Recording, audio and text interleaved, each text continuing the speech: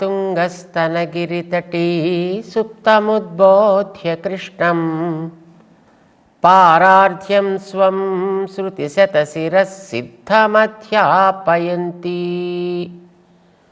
స్వోచ్ఛిష్టాయాం Sruji నిగళితం yeah బలాత్కృత్య భుంక్తే గోదా తస్యై నమ ఇదమిదం భూయ ఏవాస్తు భూయః.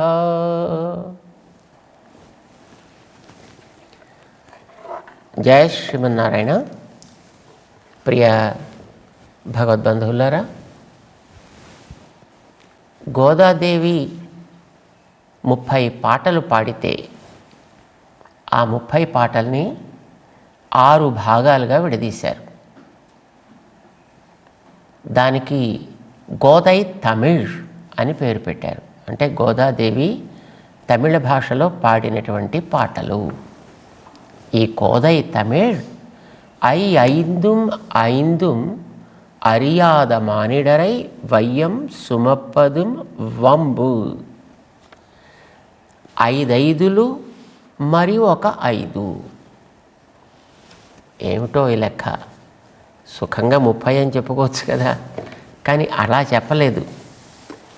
ఐందుం 5 ఐందుం మరి ఒక 5. ఇవి కనుక తెలియకపోతే మనిషి బ్రతుకు భూమికి భారము సుమా. ఇది జ్ఞానులైనటువంటి పెద్దవాళ్ళు చెప్పినటువంటి మాట. ఎందుకని? మనిషిగా భూమి మీద పుట్టినటువంటి ప్రతి ప్రాణికి ఈ జన్మని ఇచ్చినటువంటి ఒక తత్వాన్ని గుర్తించి ఆ తత్వానికి తనని తాను సమర్పణ చేసుకొనుట, శరణాగతి చేయుట, ఇది ప్రధాన కర్తవ్యం. మనిషి అయి పుట్టిన ప్రతివాడికి తెలియవలసింది, చేయవలసినది, ఆచరించవలసినది ఇది అనేది గోదాదేవి చెప్పింది. ఏదో ఒక భాషలో చెప్పాలి కదా. ఒక భాషలో చెబితే మిగతా భాషల వాళ్ళు మా భాషలో ఎందుకు చెప్పలేదంటారు, ఆ భాషలో చెప్తే ఈ భాషలో ఎందుకు చెప్పలేదండి అంటారు. ఇది దేనికైనా తప్పదు. ఏదో ఒక భాషలో చెప్పాలి.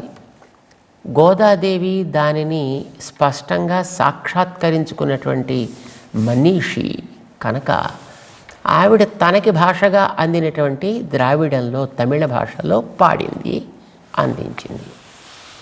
ఏం చెప్పింది దాంట్లో, అది మనకి ప్రధానం. భాష ఏమిటి, ఏదైనా కావచ్చుగాక, కానీ అందులో అందించినటువంటి సారమేమి, తాత్పర్యమేమి అంటే ఒక మనిషి ఇది ఇచ్చినటువంటి వానికి కృతజ్ఞత చూపడం, లభించినందుకు దాంతో చేయాల్సినటువంటి కార్యాన్ని సవ్యంగా సాగించడం, చేరాల్సిన గమ్యాన్ని గుర్తించి దానిని నిరంతరము మదిలో భావించడం.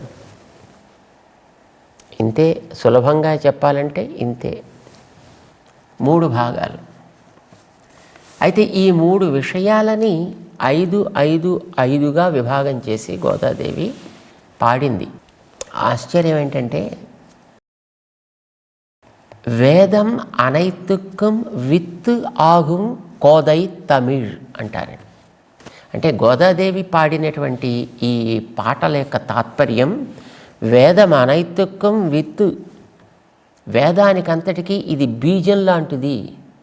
అన్యాయం అండి.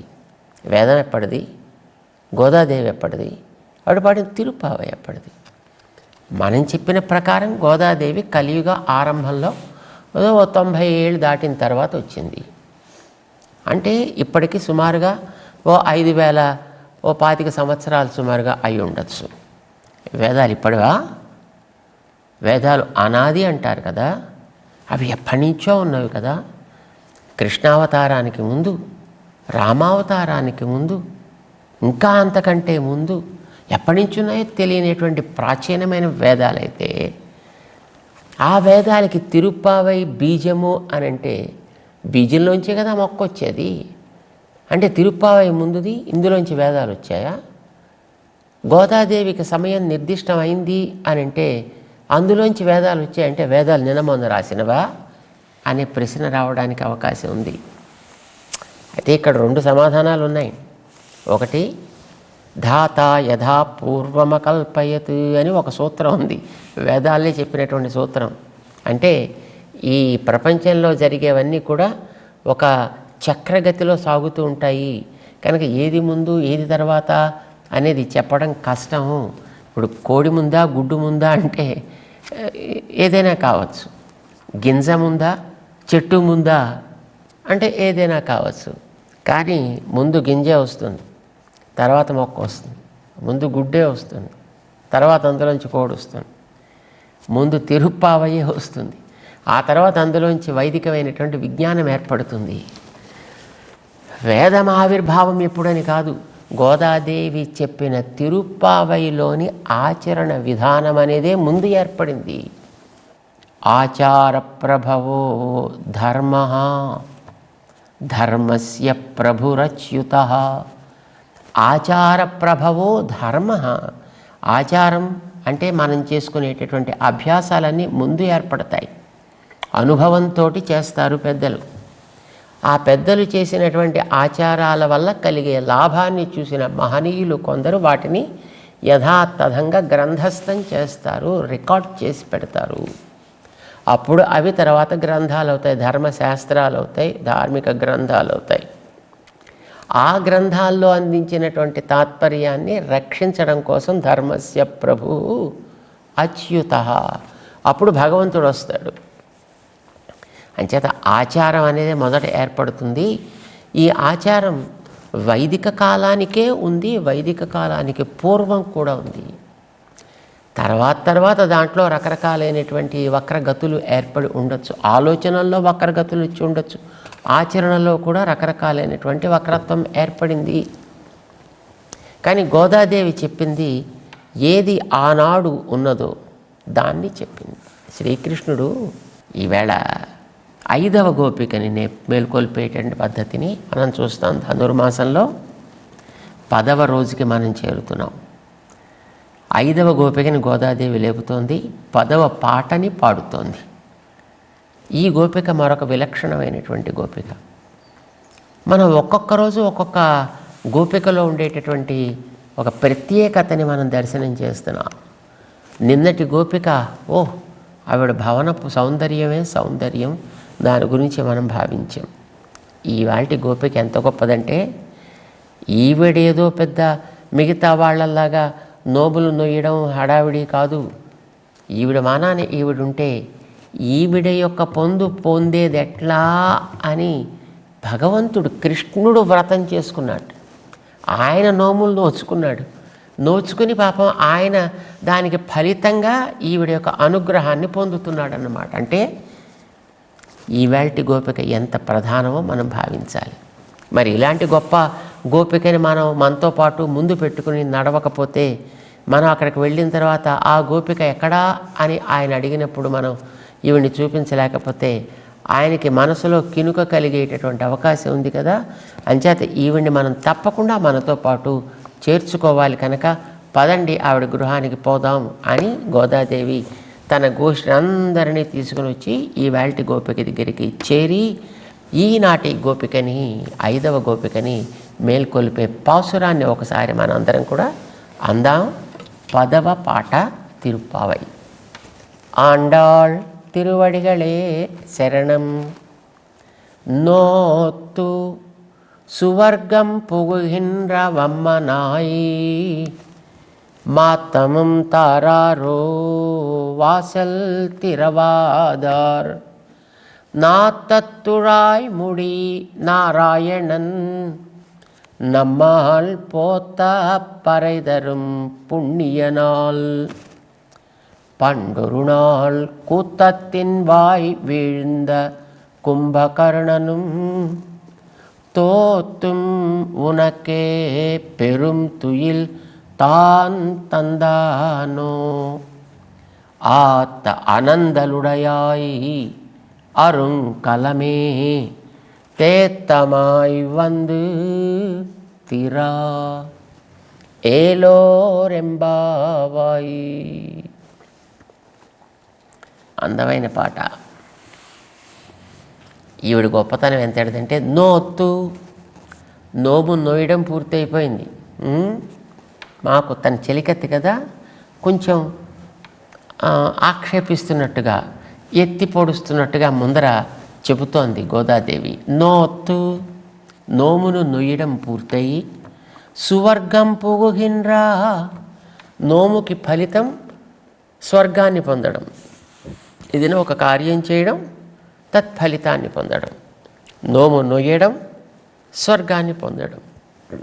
నోత్తు, నీ నోము పూర్తయిపోయింది.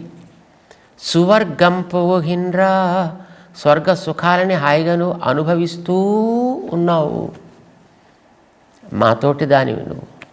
మేమేమో ఇంకా రోడ్ల మీద పడి తిరుగుతున్నాం, ఇంకా ఒకళ్ళనొకళ్ళు లేపుకుంటూ ఇంకా కృష్ణుడి దగ్గరికి వెళ్ళాలి. అక్కడ ఎన్ని హావులు ఉంటాయో తెలియదు మాకు, ఆయన ఎప్పుడు అనుగ్రహిస్తాడో తెలియదు. ఇంకా మా వ్రతమేమో ఇంకా ఆరంభమే కాలేదా, నీకేమో వ్రతం పూర్తయిపోయింది అప్పుడే.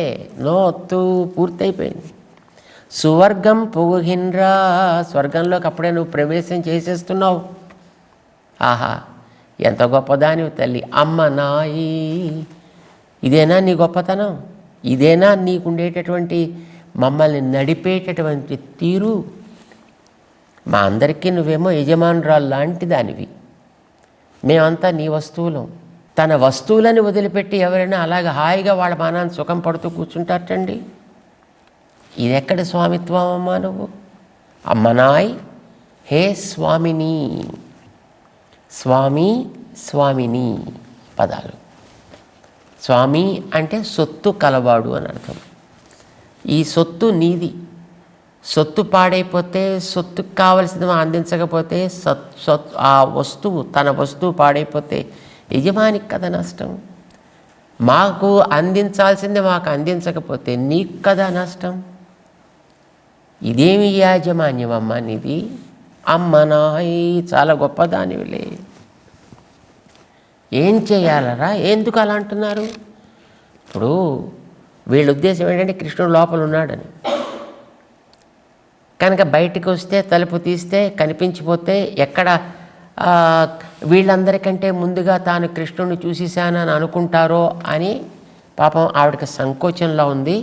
అందుకోసం బయటికి రావటం లేదు. మనవాళ్ళు లోపల ఆయన ఉన్నాడు అనే విషయాన్ని చాలా తమాషాగా చెప్తున్నారు. ఎట్లా? మాత్తమంతారారో, ఒక మాటనే అనొచ్చు కదమ్మా. ఇప్పుడు ఎవరైనా వచ్చి తలుపు పెట్టారనుకోండి, మనం ఏదో పనిలో ఉంటాం.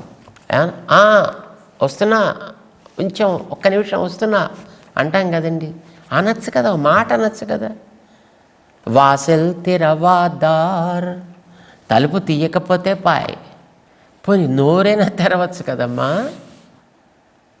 అంటే మన వాళ్ళ ఉద్దేశం ఏమిటి? లోపల కృష్ణుడు ఉన్నాడు, అంచేత ఈవిడ మాట్లాడకుండా, తలుపులు తీయకుండా లోపల కూర్చుండిపోయింది అని మన వాళ్ళ అభిప్రాయం అన్నమాట. నిజానికి నీ నోము పూర్తి కాలే, ఆయన గారి నోము పూర్తయింది. మేమేమో ఇలా ఉన్నాం. ఆయన తన నోము పూర్తి చేసుకుని నీతోటి చేరి హాయిగా స్వర్గ సుఖాలని ఆయన అనుభవిస్తున్నాడు. చాలా బాగుంది.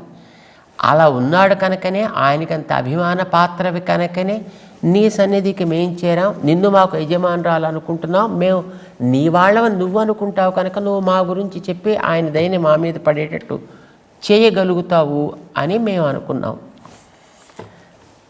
నీ వస్తువైన కృష్ణుణ్ణి మాకివ్వక్కర్లే, మా వస్తువు మాకివ్వమ్మా. మా వస్తువు నువ్వు, నీ వస్తువు ఆయన. ఆయన నీ దగ్గరే పెట్టుకో, కానీ నిన్ను మాకివ్వాలి కదా. అందుచేత నువ్వు నిన్నట్లా దాచుకోవడం తగదు సుమా. భగవంతుణ్ణి తమ హృదయంలో నింపుకుని ఉంటారు. ఎప్పుడు కూడా ఆ భగవంతుని యొక్క సాన్నిధ్యంలో, ఆ భగవంతుని యొక్క భావనలో మునిగి ఉంటారు వాళ్ళు. అంచేత వారు నోరు కూడా వాళ్ళకి తెరవటానికి ఏమో ఎక్కడ ఆ లోపల ఉండేటటువంటి భావన ఆగిపోతుందేమో అనే బెంగతోటి ఉంటారు వాళ్ళు. వాళ్ళకి నోము శ్రీకృష్ణుడే, పొందే ఫలితం కూడా శ్రీకృష్ణుడే. వాళ్ళకి వేరే ఇతరమైనవి ఏం కోరుకోరు. వాళ్ళకి సాధనము ఇప్పుడు నోమంటే అది ఒక కార్యక్రమం కదా, అదొక సాధనము. దానివల్ల పొందే ఫలితం. మన వాళ్ళకి సంప్రదాయంలో వైదిక తాత్పర్యంలో సాధనం వేరు, ఫలితం వేరు కాదు. మనకి సాధనము కృష్ణుడే, పొందేది కృష్ణుడే. రెండు ఒకటి ఎక్కడైనా ఉంటాయా? ఉంటాయి కదా. ఎవర్రా మీ ఉద్దేశం కృష్ణుడు లోపల ఉన్నాడనా? లోపల లేడర్రా. నువ్వేం అలా దాచక్కర్లేదమ్మా. నా తత్తుడాయిముడి నారాయణన్. ఆయన ఎవడనుకుంటున్నావు? సాక్షాత్తు నారాయణుడు ఆయన. మనకి భారతం చెప్తోంది, ఏష నారాయణ శ్రీమాన్ క్షీరార్ణవనికేతన నాగపర్యంతం ఉత్సృజ్య ఆగత మధురాం పురీం. సాక్షాత్తు పాల్కడల్లో పవళించినటువంటి ఆ శ్రీమన్ నారాయణుడే దాన్ని వదిలి ఈ లోకంలోకి ఆయన వచ్చాడు. కృష్ణుడై మధురానగరంలో జన్మించాడు. ఇది మనకి భారతంలో చెప్తున్నారు. ఆయనే మన ఊరిచ్చాడు, శ్రీకృష్ణుడు అని మనం పేరు పెట్టుకున్నాం. ఆయన్ని మనం ఆరాధన చేస్తున్నాం. చేత ఈయన నారాయణుడు అనే విషయం మాకు తెలుసును. అర్థమేమిటి? నారములకన్నిటికీ లోపల బయట ఉండువాడు. ఆయనకి నీ తలుపులేమి అడ్డు కాదమ్మా. ఎలా తెలుస్తోంది? నా తత్తుడాయి ముడి. పరిమళించేటటువంటి తులసి అసాధారణ చిహ్నంగా కలిగినటువంటి తత్వం ఆయన. నువ్వు తలుపులు వేసినా ఆ పరిమళం బయటకు వస్తుంది. నువ్వేం దాచలేవు దాన్ని. తలుపులు వేసున్నాయి కదా అంటావు, ఆయనకి తలుపులు ఎందుకు ఆయనకి? అంచేత నా తత్తుడాయి ముడి, పరిమళించే తులసిని లేదా తులసి ఆయన యొక్క స్పర్శ ప్రభావం చేత అతి పరిమళితమై దాన్ని గుబాళింప చేస్తూ ఉంటే దాన్ని తన కిరీటం మీద కలిగినటువంటి తనకుండేటటువంటి సర్వలోక ఈశ్వరత్వాన్ని చాటేటటువంటి చిహ్నమది ఆయన నారాయణుడు. కానీ ఒక విషయం జ్ఞాపకం పెట్టుకో, నమ్మాల్ పోత పరైదరం పుణ్యన్. ఆయన పుణ్యాత్ముడు, ఆయనలో లోపం అయితే ఏం లేదు. ఎవ్వరి యందు ఆయనకి పక్షపాతం అనేదే లేదు. నమ్మాల్ పోత, మనం చేయవలసింది చేస్తే చాలు. ఏం చేయాలి? ఏమక్కల పోత, స్తుతిస్తే చాలు. నోరుంది కదా, ప్రత్యేకించి ఏం తెచ్చుకోక్కర్లేదు కదా. చేత నమ్మాల్ పోత. ఒక్కసారి మన చేత కనుక ఆయన స్తుతింపబడితే ఏం చేస్తాడు? పరెదరం పుణ్యన్. మనకు కావలసినటువంటి పురుషార్థమైన పరై ఏదో దాన్ని తప్పకుండా ఇస్తాడు. ఆయన పుణ్యన్, ధర్మాత్ముడు. ఆయనకి తెలుసును ఏది ఎలా ఎప్పుడు ఎంత చెయ్యాలి అనేటటువంటి తెలిసిన ధర్మమెరింగిన తత్వం ఆయన. ఏం లాభం? నీకు కథ చెప్తా, వింటావా? కాదంటే పిల్లలు తప్పకుండా వింటారు కదండి. చెప్పు. పండొరునాள் ఒకనాడు ఏం జరిగిందో తెలుసునా? కూతత్తిన్ వాయువేళింద కుంభకర్ణను. మృత్యువు నోట వెళ్ళి పడ్డాడు కుంభకర్ణుడు. తెలుసునా నీకు? తప్పెవరిది? రాముడిదా? కానే కాదు. ఆయన ఎవరి విషయంలోనూ కూడా వీడు నాకు శత్రువు అని, వీడు నాకు మిత్రుడని ఆయన ఎప్పుడు అనుకోడు. కానీ ఏం చేస్తాం? ఇప్పుడు అందరి కోసం తయారు చేసి పెట్టినటువంటి చెరువులో కొందరు వెళ్ళి హాయిగా నీళ్లు తెచ్చుకుని త్రాగడానికి, వంటకి వాడుకుంటారు, లేదా ఆరాధనకి వాడుకుంటారు. కానీ అదే నీళ్ళల్లో కొంతమంది బుద్ధిహీనులు వెళ్ళి దూకి ప్రాణాలు తీసుకుంటే తప్పు చెరువుదా? కానీ కాదు. అందరి కోసం పెట్టినదే కామన్గా దీపం. కొంతమంది ఆ దీపపు వెలుతురులో తమ పనులు చేసుకుంటారు, హాయిగా చదువుకుంటారు, జ్ఞానాన్ని పొందుతారు. కానీ కొన్ని కీటకాలు ఉంటాయి, వెళ్ళి అందులో పడి ప్రాణాలు తీసుకుంటాయి. తప్పు దీపానిదా? దీపానికి పక్షపాతం అనేది ఉండదు. సమత దాని యొక్క ధర్మము, ఈక్వాలిటీ దానికి ధర్మం. అది చూసే రామానుజులు వారు ప్రభావితులు అయ్యారు.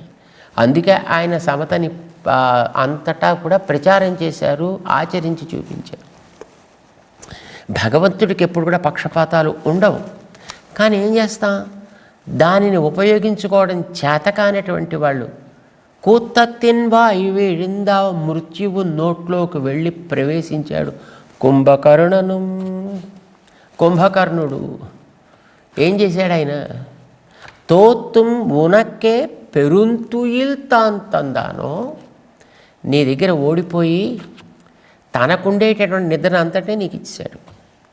నిద్రకి పేరు కన్నవాడు కదండి కుంభకర్ణుడు అంటేను. ఏమిటలా కుంభకర్ణుడిలాగా అంటారు నిద్రపోయేవాడిని చూస్తే. అలాంటి కుంభకర్ణుడు ఒకసారి నీతో పోటీకి వచ్చాడు నిద్రకి. పోటీ ఎలా ఉండేది ఇదివరకు రోజుల్లో అంటే, సరే మనిద్దరం కూడా పోటీ పడదాం, ఓడిపోతే నాదంతా నీకు ఇచ్చేస్తా, గెలిస్తే నీదంతా నాకు ఇచ్చేసేయాలి. ఇది ఒక క్రమమైనటువంటి డీలింగ్ ఉండేది. అందుచేత కుంభకర్ణుడు కూడా ఆవేళ పోటీ పెట్టుకున్నప్పుడు ఇదే పెట్టుకున్నాడు, నిద్ర. నీదొక నిద్ర, నాదొక నిద్ర. నేను గెలిస్తే నీ నిద్ర నాకు ఇచ్చేయాలి, నువ్వు గెలిస్తే నా నిద్ర నువ్వు తీసేసుకోవాలి. ఓ అంటే ఓ అన్నారు. పాపం కుంభకర్ణుడికి 6 నెలలకు ఒకసారి టక్కమని మెలకు వస్తుంది. ఎందుకంటే వాడికి మళ్ళీ తిండి కావాలి. మళ్ళీ తినేసి మళ్ళీ పడుకుంటే మళ్ళీ 6 నెలలకే లేస్తాడు వాడు. కానీ 6 నెలలకైనా ఒకసారి లేచే లక్షణం వాడికి ఉంది. నీకు అసలు లేచే లక్షణమే లేదులా ఉందమ్మా తల్లి. నీ ముందర ఆయన పోటీలో పూర్తిగా ఓడిపోయాడు. ఓడిపోయి తన నిద్ర కూడా పెరుంతుయిల్ తాన్ తందాన్, ఆయన నిద్ర కూడా నీకు ఇచ్చేశాడు. నీది అసలే మొద్దు నిద్ర, ఆయన నిద్ర కూడా చేరేటప్పటికి బండ మొద్దు నిద్ర అయిపోయింది నీది.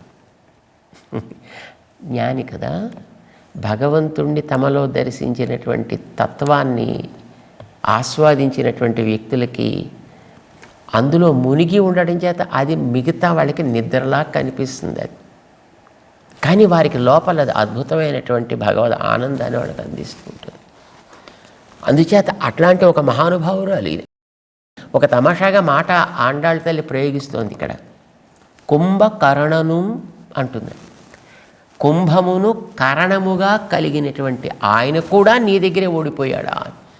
కుంభము కరణం అంటే కుంభం తన జన్మకి సాధనమైన వాడు. అగస్త్యుడనే మహాముని పరమ విజ్ఞాని, పరమ శక్తివంతుడు. యుద్ధరంగంలో అలిసిన రాముడికి కూడా ఆదిత్య హృదయాన్ని ఉపదేశం చేసి ఆయన విజయానికి కారణమైనటువంటి మహనీయుడు. సముద్రాన్ని అచ్యుతాయన మహా అని ఒకసారి ఆపోసనం పడితే మళ్ళీ అనంతాయన మహా అనడానికి మళ్ళీ దాంట్లో నీళ్లు మిగలకుండా చేయగలిగిన వ్యక్తి, పర్వతాన్ని వంచిన వ్యక్తి అగస్త్యుడంటే. ఆయన కూడా ఓడిపోయి తన విజ్ఞానాన్ని అంతటిని కూడా నీకు ధారపోసాడా అంటుంది ఆండాళ్. ఏమిటి ఆయనకుండే విజ్ఞానం? పర్వతాన్ని వంచగలగడం. మనలో ఉండే కర్మల యొక్క పర్వతాలుంటాయే పేరుకున్నవి, అవన్నిటిని కూడా తొలగించగలిగే శక్తి కలిగిన వాడైనా నువ్వు మాలో ఉండేటువంటి ఈ కర్మల యొక్క ప్రభావాన్ని అంతటిని కూడా తొలగించగలిగే శక్తివంతురాలివమ్మా. సముద్రాన్ని ఆయన ఆపోషణం పట్టాడు. శాస్త్రం అనే సముద్రాన్ని ఆపోషణం పట్టిన మహనీయురాలు, గొప్ప జ్ఞానివి నువ్వు. ఆ జ్ఞానాన్ని మాయందు నువ్వు ప్రసరింపచేయాలి కదా. అగస్త్యుడు చేసిన పని అది. ఆ వేళ ఆయన కూడా తన విజ్ఞానాన్ని నీకే ఇచ్చాడా?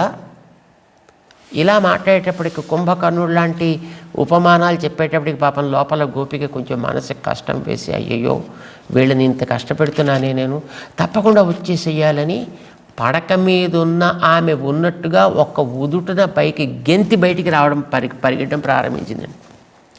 మన వాళ్ళకి ఇంతైనా లోపల నుంచి ఏం స్పందన కనిపించకపోయేటప్పటికీ తలుపు కన్నాల్లోంచి కొంచెం చూస్తున్న లోపల ఏం జరుగుతోందా అని ఆవిడ గబగబా పరుగులు పెట్టుకుంటూ వచ్చేస్తోంది. ఆగు ఆగు ఆగు, ఆత్త ఆనందలుడయాయి అరుంకలమే, నీ యొక్క అతి అద్భుత సౌందర్యం మా గోష్ఠికి అంతటికీ కూడా నాయకమణి లాంటి అందాన్ని ఇస్తుంది. నువ్వు అంత గొప్పదానివి. అరుంకలం. ఆవిడ అబ్బా అని ఒకసారి ఎలా ఒళ్ళు విరిచి ఉంటుంది. ఏం బద్ధకం తల్లి నీది, అరుంకలం. అయినా నువ్వు మా గోష్ఠికి అలంకారభూతురాలివి. అయితే నువ్వు అలా రాకు, ఇది సభ. సభలోకి వచ్చేటప్పుడు తేత్తమాయి వందు తీరా కాస్త జాగ్రత్తగా సర్దుకుని 10 మందిలోకి వచ్చేటప్పటికి కాస్త నీ దర్శనాన్ని మమ్మల్ని భయపెట్టకుండా ఉండేటట్లుగా ప్రసాదించు. నిన్ను చూస్తే మేము భయపడి పారిపోకూడదు. కాస్త జాగ్రత్తగా తల సర్దుకుని కాస్త బట్టలు సర్దుకుని అప్పుడు రా బయటికి. తేత్తమాయి వందు తీరా. లక్ష్మణస్వామి అక్కడ రాముడు సుగ్రీవుడికి రాజ్యం ఇచ్చిన తర్వాత ఒక వర్షాకాలంలో ఆయన చాతుర్మాస్యం చేసుకునేటటువంటి సందర్భంలో తాను సీతాన్వేషణకి తగ్గ ఏర్పాట్లు చేస్తానని చేసిన వాగ్దానాన్ని మరిచిపోయి సుగ్రీవుడు సుఖాల్లో మత్తుడై ఉంటే, కొంచెం చెప్పి రావయ్యా, వాలి వెళ్ళిన దారి ఇంకా మూసుకోలేదు, తెరిచి అట్టే పెట్టా, ఆ దారిలో నువ్వు వెళ్ళాలి అని అనుకోకు, కర్తవ్యాన్ని జాగ్రత్తగా పాలించు అని చెప్పి పంపించేయండి. అసలే కోపిష్ట లక్ష్మణస్వామి. ఈ కోపంతో పాటు రాముడు చెప్పిన ఈ మాట మనలో మరింత ఆయనలో ఉగ్రత్వాన్ని ప్రేరేపిస్తే వచ్చి ద్వారం దగ్గర నిలబడి ధనుష్టంకారం చేసేటప్పటికీ ఉలిక్కి పడ్డాడు సుగ్రీవుడు. ఏం చేయాలో తెలియక పాపం బిత్తరపోతే పక్కన ఆంజనేయ స్వామి ఉండడం చేత ఊరికే ఎగిరి కోతిగంతులు వేస్తే లాభం లేదయా, లక్ష్మణుడు పెద్ద అగ్ని జ్వాలలా ప్రజ్వలిస్తున్నాడు, దాని మీద ఏదైనా ఒక ధార పోయాలి, దాన్ని చల్లబరచాలి, ఉత్తధార పోస్తే లాభం లేదయా, తారని పంపించక్కడికి. కాస్త తెలివైన ఆవిడ ఏదో 4 మంచి మాటలు మాట్లాడి ఆయన కొంచెం తగ్గిస్తుంది అంటే అప్పుడు పంపించాడు తారని. వాల్మీకి చెప్తాడు, ఆ తార ఆ పడక గదిలో ఎట్లా తూలుతుందో అలాగే వచ్చిందండి ఆవిడ. వచ్చి లక్ష్మణ స్వామి దగ్గర నిలబడింది. కిం కోపం మూలం మనుజేంద్రపుత్ర, ఏమయ్యా ఏమిటి కోపం వచ్చిందా మా మీద? పిల్లలం కదా, సుఖపడమని నువ్వే కదా మమ్మల్ని పంపించావు, మేము సుఖపడుతుంటే చూసి ఏమిటయ్యా అలా కోపడిపోతున్నావు అన్నట్టు అడిగిందండి ఆవిడ. ఏమంటాడు పాప అయిన బుర్ర ఉంచుకున్నాడు అంతేను. కోపం తగ్గింది, సరే అయిపోయింది, ఆ మాత్రం తగ్గితే చాలు, తర్వాత మిగతావన్నీ సరి చేసుకుంటాడని తర్వాత సుగ్రీవుని మెల్లిగా పంపించారు. రాముడు తర్వాత పై కార్యక్రమాన్ని జరిపిస్తాడు. నువ్వు మా దగ్గరికి వచ్చి అట్లాగా ఏమి భయపెట్టాల్సిన అవసరం లేదు, మేమేమి లక్ష్మణావతారమే మేము ఎత్తలేదు, మేము చక్కగా నీ యొక్క స్నేహితులం, నీ యొక్క పిల్లల్లాంటి వాళ్ళం, నీ సొత్తు కనుక చక్కగా సర్దుకుని జాగ్రత్తగా బయటికి రా, గోష్ఠిలో చేరు, ముందుకు సాగుదాం, కృష్ణుడి దగ్గరికి పోదాము అని ఈ 5వ గోపికని మన వాళ్ళంతా ప్రార్థన చేస్తే మేల్కొని వచ్చి వీళ్ళతో చేరి చుట్టూ చూస్తే మళ్ళీ ఇంకొక గోపిక కనిపించలా. అరేరే ఆ గోపిక కూడా రాలేదే. అలాగా ఎవరిని వదలద్దు, పదండి ఆవిడ దగ్గరికి వెళ్ళి ఆవిడని కూడా మనం తోడు చేసుకుని ముందుకు పోదాము అంటూ 6వ గోపిక భవంతి వైపు రేపు సాగుతారు. రేపటి నుంచి మళ్ళీ మనకు ఒక అందమైన సన్నివేశం కనిపిస్తుంది. గోపికల్ని మేల్కొల్పేటప్పుడు మనం కూడా ఆ గోదాదేవి గోష్ఠితో కలిసి సాగి ఆ సన్నివేశాన్ని దర్శిద్దాం. ఆండాళ్ తిరువడిగళే శరణం. జై శ్రీమన్నారాయణ.